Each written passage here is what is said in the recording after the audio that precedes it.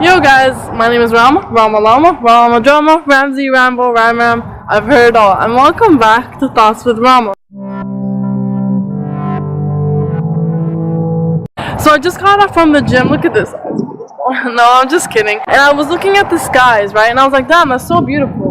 And I was like, I really want to record a video on this because these skies are just so beautiful. So last time we talked about what we're made of, and I think we decided that we're made of love. So before I talk more about why it is that some of us have fear installed in us, I kind of want to clarify things a little bit. When I talked about feelings in my last videos, I was kind of talking about feelings and emotions in a more general sense, but now I want to kind of get more specific with it. Remember how in my last couple of videos we classified things into both emotions and feelings? Emotions being that internal part of yourself and the feelings being the reaction to the environment. So now I want to kind of give these two things different names, and they still apply. It still works the same way. They just kind of have different names. So they're more personas now than they are just feelings. Since your feelings are a reaction to your environment, then another way that I would call that is maybe your ego. And then you have your emotions, which is your internal. Your emotions are more a reflection of your soul, right? So can we call it maybe like your higher self? So wait, so can we safely assume, since your feelings are a reaction to the environment and your ego is technically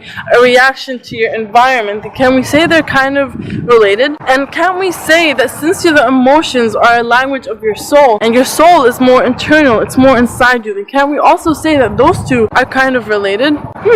The idea here is that we have two parts of ourselves. The parts of ourselves that are inside us and the parts of ourselves that are a reaction to the environment around us. So for example, I'm going to give you one of the most common examples out there, okay? So one time I got into a fight with a friend and I was feeling very vulnerable. I was feeling very hurt because I was like, why am I fighting with my friend, you know? I was scared because I would lose my friend. Maybe I was scared because my friend is hurting my pride. It could be anything, you know? But because I'm scared of something, I react with anger. So the next time my friend came and talked to me, I'm trying to hide my feelings of hurt by reacting with anger. So why is that a good example? Because if I really try to think about it, that part of myself where I'm scared, that's my higher self. And that part of myself where I'm angry, that's my ego. So in a way, your ego is a mechanism that's kind of created to protect this higher self of yours. So the idea is that even though sometimes you might feel a certain way, your reactions don't necessarily go with the way that you feel. Everyone always has two parts of them. They have an ego and they have a higher self. So whenever you catch yourself feeling a certain way and you see yourself acting a certain way, always try to ask yourself, why is it that I'm acting this way? Why is it that I feel this way? Sometimes it's really hard to pinpoint why it is that you're acting a certain way, but then when you kind of become more aware of it, it's easier to control and it's easier to demolish your ego. It makes it easier for you to deal with situations instead of using your ego to deal with situations. So for example, because I'm aware that I'm scared that I might lose my friend, instead of reacting with anger, I'll go and I'll talk to them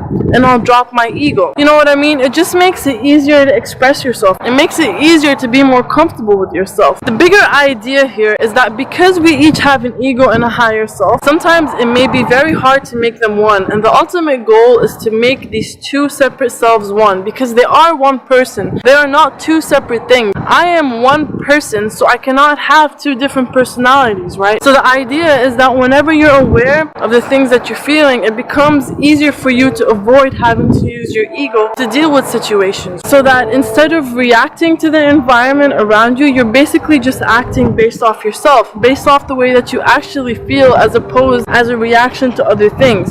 So you see the difference here? It's like your higher self is that part of you that just is, and then your ego is that part of you that's kind of reacting. I kind of wanted to use this video kind of to introduce to you the idea of an ego versus a higher self. I will, however, in further videos talk about and elaborate more on what an ego is, but for the most part, the idea of this video is for you to understand that we each do have an ego and a higher self. That higher self being that person that's inside of us, and that ego being that person that's a reaction to the environment around us. And the ultimate goal is to make sure that the two of those are actually very close to each other. Hopefully using my next couple of videos, I'm going to help you become more aware of certain things, maybe help you become aware of certain thoughts, maybe help you become aware of yourself. I mean, you know, I guess you're going to have to watch and find out. Thank you guys for coming and watch. Please like, subscribe, and share. Remember, I love you. Take care. Peace out. It's going to be some mad things, yo.